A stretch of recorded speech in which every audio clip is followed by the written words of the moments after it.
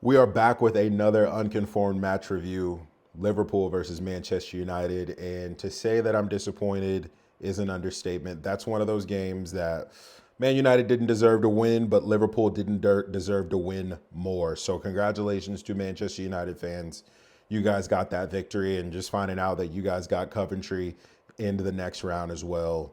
You pretty much can book your tickets to that Wembley final. You should be able to, at least, but we'll see, right? But disappointing game. It's a game that we should have won. We should have won in the 90 minutes. It should have never went to extra time.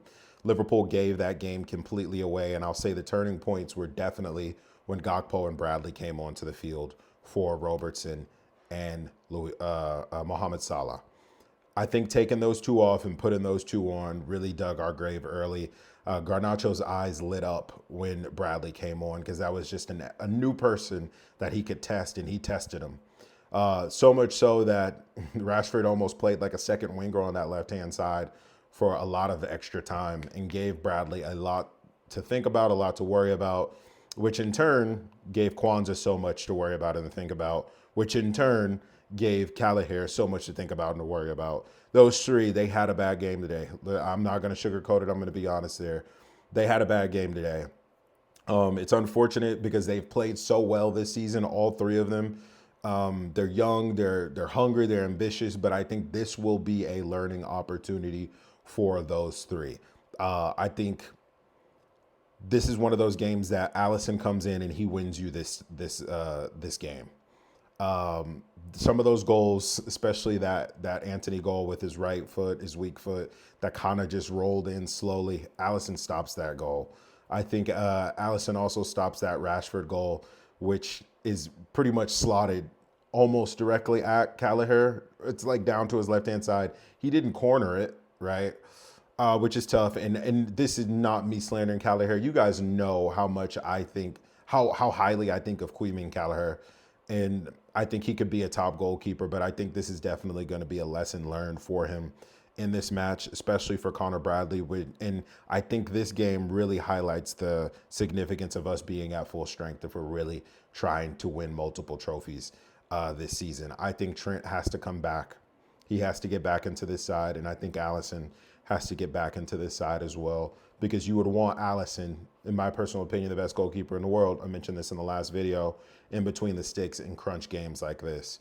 I know Callagher's been excellent. I know Bradley has been excellent, but maybe it's just a little bit, I think we're playing too many games. There's so many games on the bounce.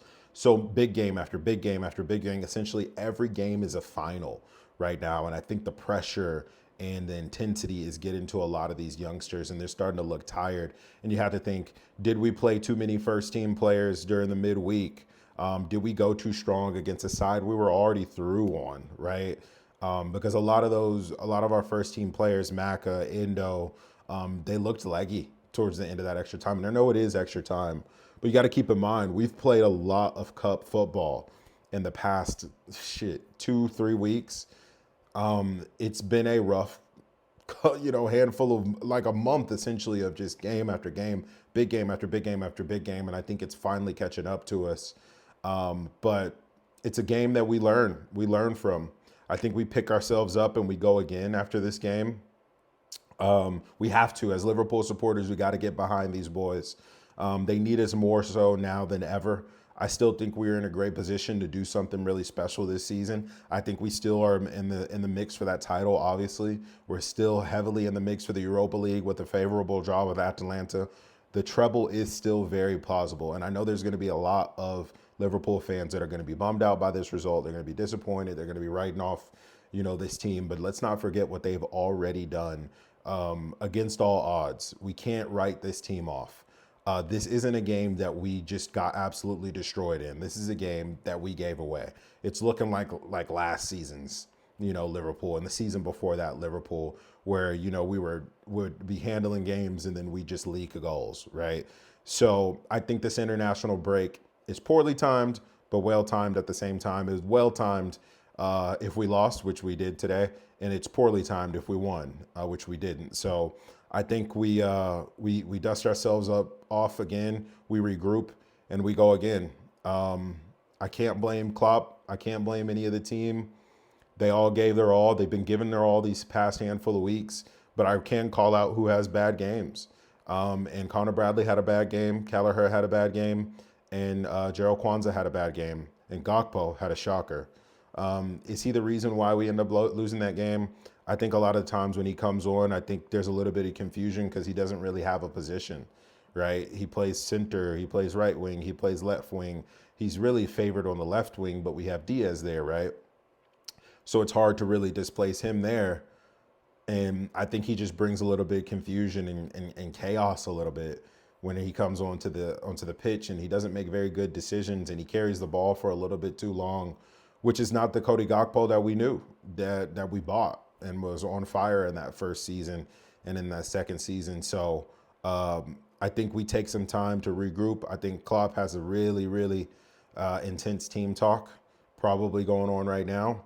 And I think these boys get back up, dust themselves off, and they go again. This isn't the end of it. We gifted them this game 100%. Should have been over in the 90 minutes. But that's okay. We are Liverpool.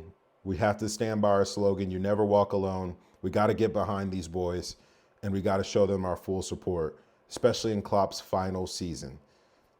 No more quad. That's okay. But we get to do a treble. We get to do a treble. So we got to get behind these boys, and we got to fight with these boys. The support can't waver after one loss, right? We knew this was going to be a tricky game, that it could be a tricky game. In all honesty, this game should have ended maybe 3-1, 4-1 in the first half. But hindsight 2020, we can't go back and change those things. All we can do is regroup and go again and go again and go again. Let me know what you guys think. What are your thoughts? And we'll see you on the next one. Peace.